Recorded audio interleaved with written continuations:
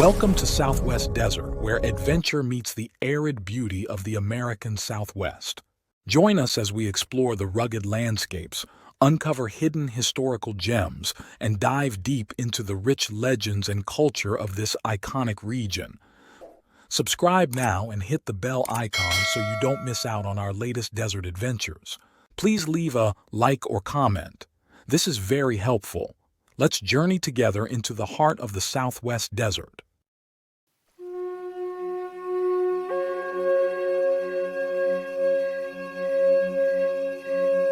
Picture this: a magnificent mountain peak in New Mexico, silhouetted against the clear mid-continent sky.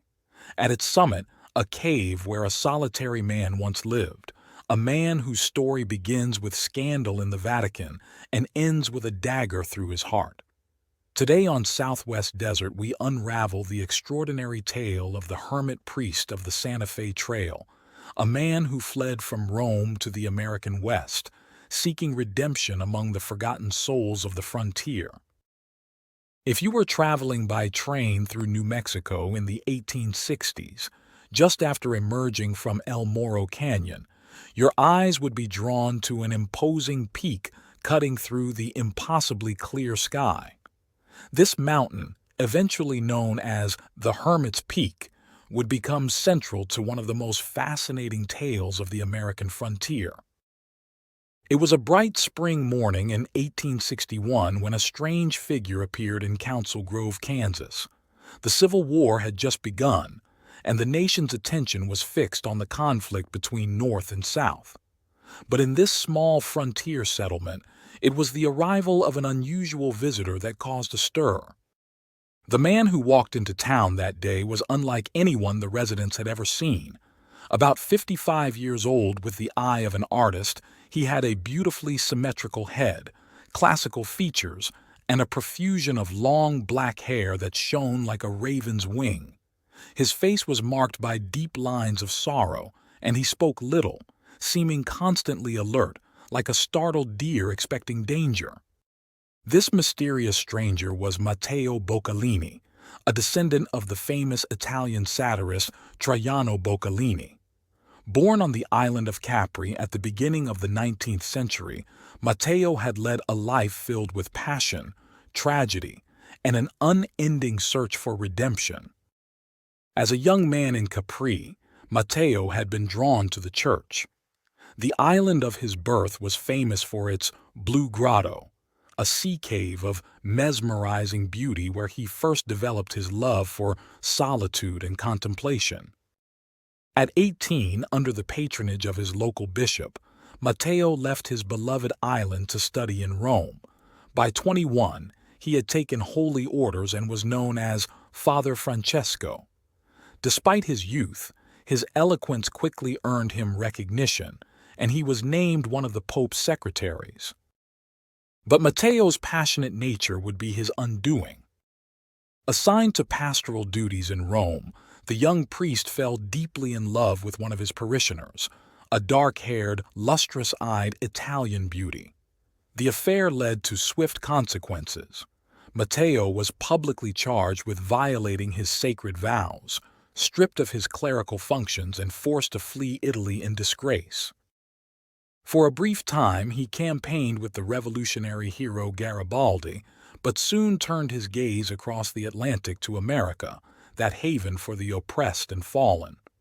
Leaving behind the chalky cliffs of Capri, the Bay of Naples, and the vine-clad hills of Italy forever, Matteo began his journey of atonement in the New World.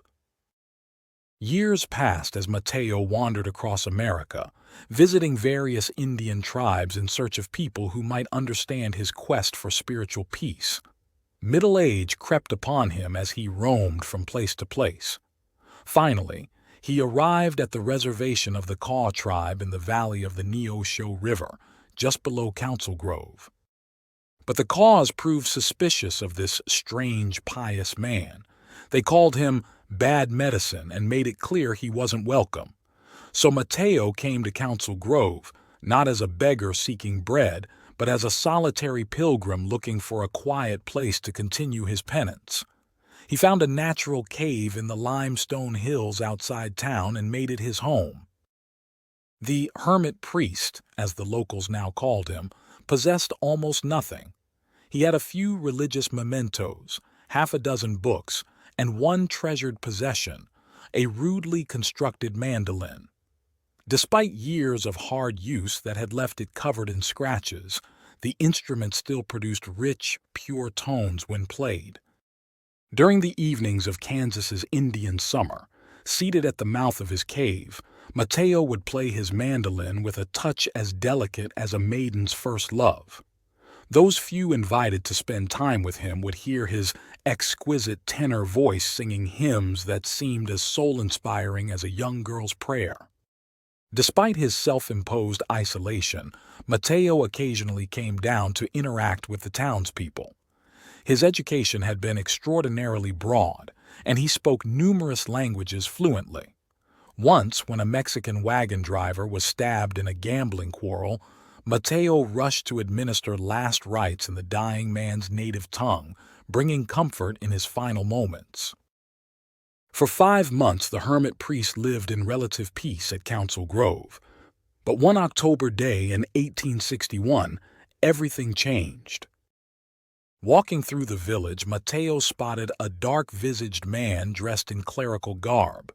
He was convinced this stranger was connected to his past disgrace in Italy. Terrified that his sins had finally caught up with him, Matteo decided he must flee farther west into the mountains of New Mexico. The next morning, a caravan was preparing to depart for Santa Fe. Gathering his few possessions, Matteo joined the group, leaving behind his cave and the friends he had made in Council Grove. The caravan was owned by a Mexican don who happened to be a brother-in-law to the famous frontiersman Kit Carson. Years later, this don would recount the strange behavior of his unusual traveling companion. Despite daily invitations to ride in the wagons, Matteo insisted on walking beside the oxen through the desert dust. Each night, he refused shelter, preferring to wrap himself in a coarse blanket and sleep under the stars. For his meals, he caught and cooked prairie dogs and ground squirrels, rarely accepting food from the Mexican teamsters. In the quiet hours after camp had gone to sleep, the teamsters would sometimes hear the soft strains of Matteo's mandolin and his rich tenor voice chanting hymns to the Virgin Mary. After many weeks, the caravan reached Santa Fe. There, Matteo parted ways with his escorts and spent nearly a year wandering throughout New Mexico and Arizona, searching for the perfect place to establish a new hermitage. His search eventually led him to the valley of the Sapillo, where he discovered a cave on the summit of a towering peak, the same mountain visible to train passengers on the Santa Fe route. The local people called it Rincón de Tecolote, the Owl's Corner. But after Matteo made it his home, it became known as El Cumbre del Solitario, the Hermit's Peak. Here, at last, Matteo found peace. From his lofty retreat, he ministered to the simple Mexican villagers in the valley below. Each evening they would gather at the doors of their adobe homes to listen to the enchanting music that floated down from the mountain, the strains of Matteo's mandolin and his magnificent voice under the brilliant New Mexican stars. Despite his dedication to these people, Matteo maintained his eccentricities. He would visit homes to nurse the sick and comfort the dying, but he would never eat inside anyone's house, preferring a crust of bread and water outdoors. He refused to sleep on the soft wool mattresses that even the poorest homes offered, choosing instead to wrap himself in his blanket and lie on the bare ground or, in stormy weather, in an outbuilding with the sheep and goats.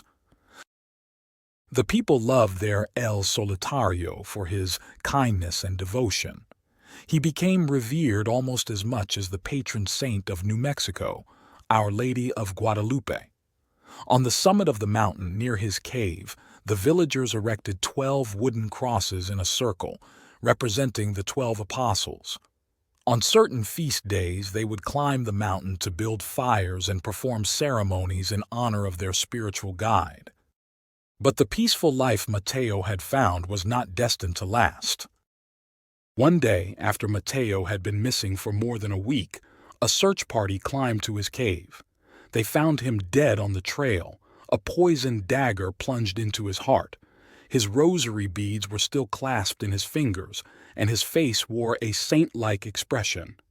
The assassin was never identified, but many believed it was connected to the disgrace that had driven him from Italy decades earlier, a fear that had haunted Matteo throughout his life.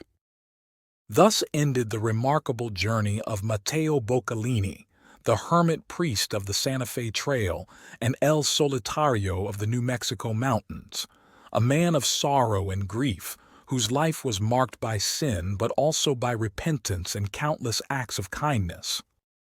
For years after his death, pilgrims continued to visit the cave on Hermit's Peak.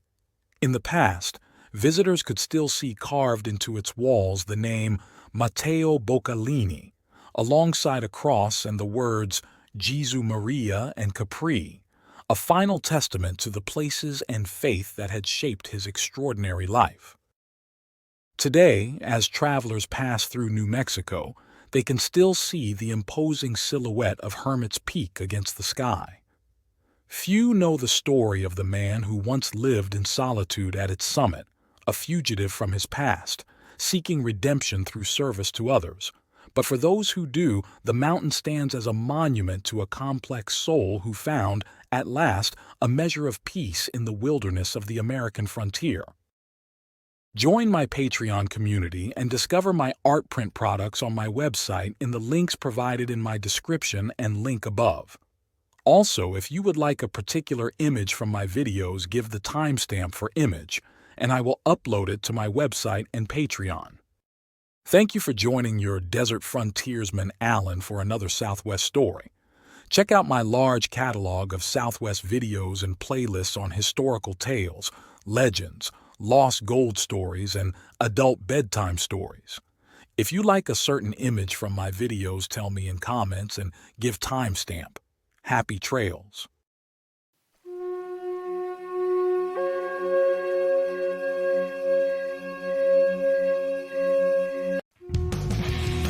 Thanks for watching.